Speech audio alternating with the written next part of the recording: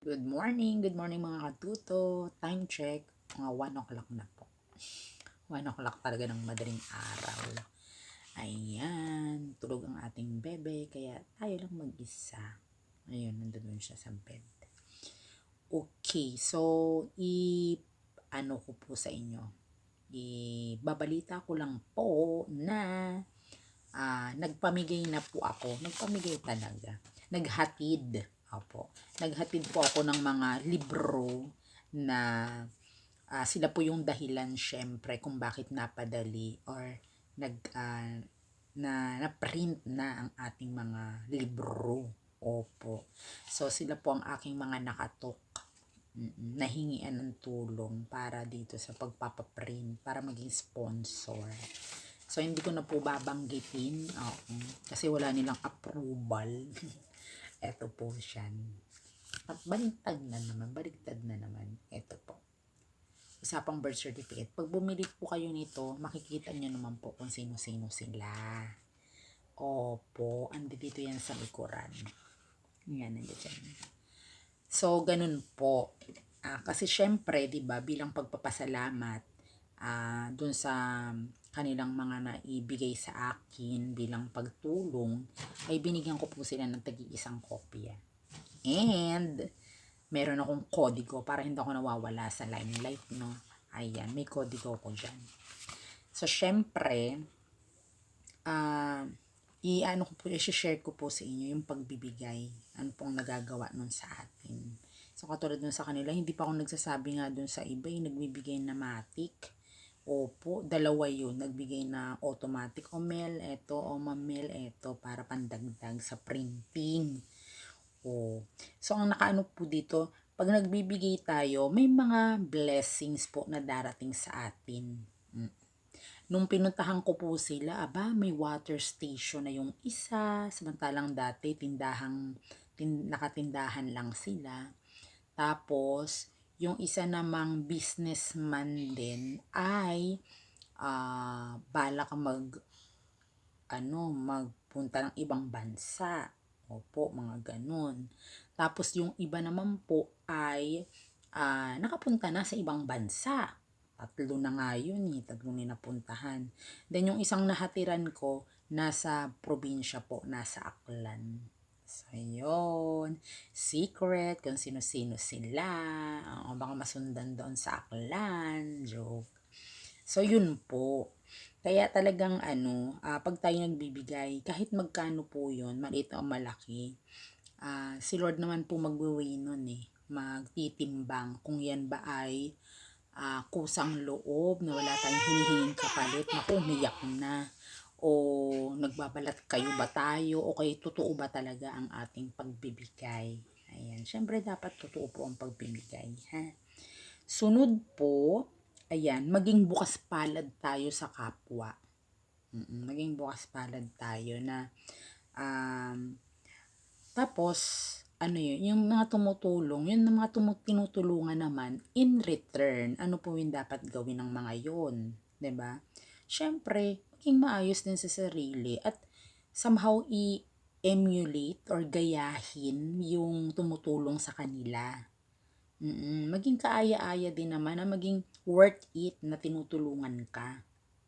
Naalala ko may bata Sabi ko, hindi naman sa pagbibilang, 'di ba, ng tulong sa kanya. Sana tumutulong ka rin sa school, sa aming mga guro, na anong mga dapat isuot, anong dapat na sundin sa patakaran ng mga patakaran sa paaralan. Para gayahin din ng iba. Kaya medyo inano ko na ganyan, na pag tinutulungan ka, tumulong ka rin sa amin. Ganun po. Ayun, isang pagtuturo po yun. Kasi para naman po yun sa ikabubuti nila ng buong community. Okay. Sunod po, give and take relationship. Opo, itong may share ko sa inyo. Hindi puro tayo give ng give. Tapos nakikita naman natin, ayun, nag-over na pala. Umaasa na lang sa atin. So, wag naman ganun. Opo. Tapos yung iba naman, take lang ng take na walang iginigib. Pag take ng take sa sarili niya, nako, asan po ang blessing na makukuha, yung grasya? Dapat nga the more you give, the more you receive. Hindi naman yan, the more you receive, the more you give. Ganun po. May kopyahan ako dito. Kasi naalala ko to give and take relationship. Working student po kasi ko yan. Nagkwento na naman ang lola. Every month po, dahil syempre working student, scholar, wala po kong budget for 1 month, or hindi man budget, wala. Kulang ang budget for food allowance. So, isinama po ako ng aming social worker sa kumbaga dun sa mga may nag-sponsor. O piling mga working student na may sponsor ng pagkain. So, ang sponsoring pa nga po dati noon, 150 a month. So, every meeting yon, Ladies of Charity po yun sa Santa Isabel. Every meeting, nagbibigay po at the end of the meeting, bago matapos, nagbibigay yung mga Ladies of Charity dun sa social worker ng share nilang 150 para dun sa pili nilang mga scholar or working students. So, isa po ako dun sa beneficiary. So, kaya in return, ang ginagawa ko po ay ako ang naglilinis ng meeting session hall nila. Akong bumibili ng mga merienda nila. Halimbawa, palabok, spaghetti, cheese bread, yan, mga juices, yan. Nire-ready ko po yung meeting venue nila. Tapos pagkatapos dun yung mga ginagamit, ayun, hinuhugasan ko po. So, ganun po yun.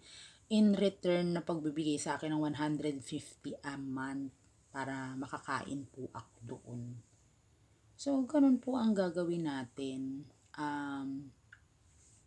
Ano lang po siya, bigayan, kumbaga. 'Di ba?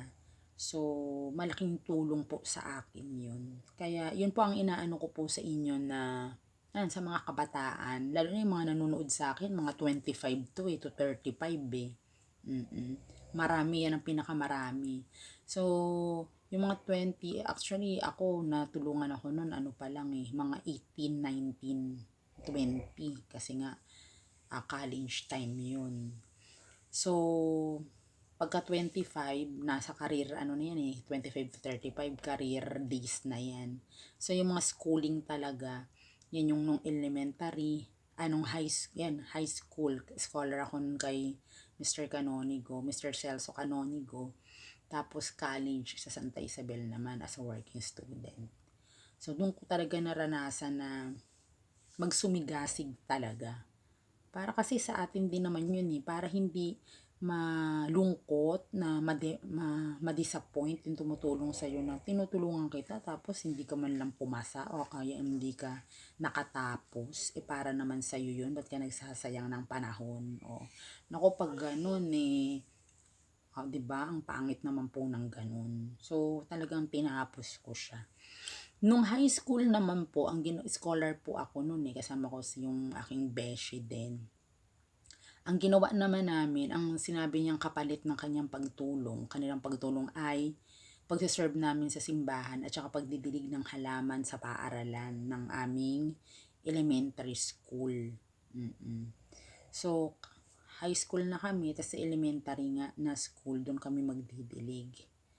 So, yun po ang kapalit. So, ginawa naman na siya kapag may mga activity ng parada, sa simbahan or what, ayun, kasali po kami dun.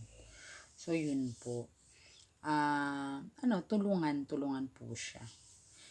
So, katulad po nito, itong libro kong to, nilabas ko na yun. Ayun, nandito. Ito po ay pagtulong. Opo.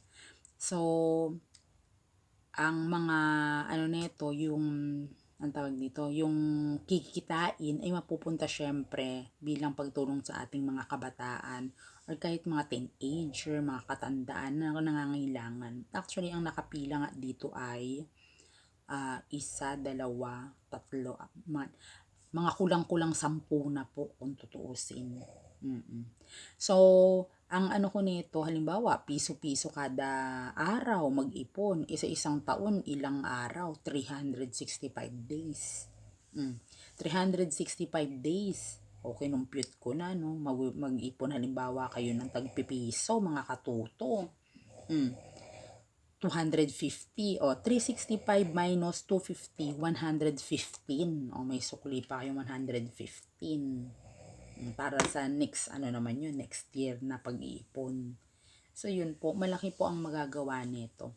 Kasi ang nangyayari po, yung mga walang birth certificate na pepending yung mga pensyon, hindi makapagpakasal, oo, yung blessing ng pagpapakasal, yung grasya ng na yon, kasal na yon, and sa enrollment, oo, yung mga teacher, pati teacher na stress na, paano gagraduate ng college, may ibibigay, ganyan.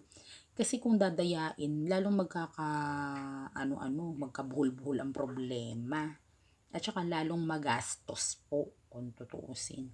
So, yun po, tutulungan natin. Pati yung mga sa elementary, para pag-akyat ng high school, okay na ang kanilang mga papeles. So, matutulungan po natin sila. Ha, hane? Piso lang naman. Kung kaya naman pong may maalwan kayo sa kaperahan, sa mga financial, pwede naman po ninyong i-cash na. Pwede din namang 2 gigs, 3 gigs, ganon.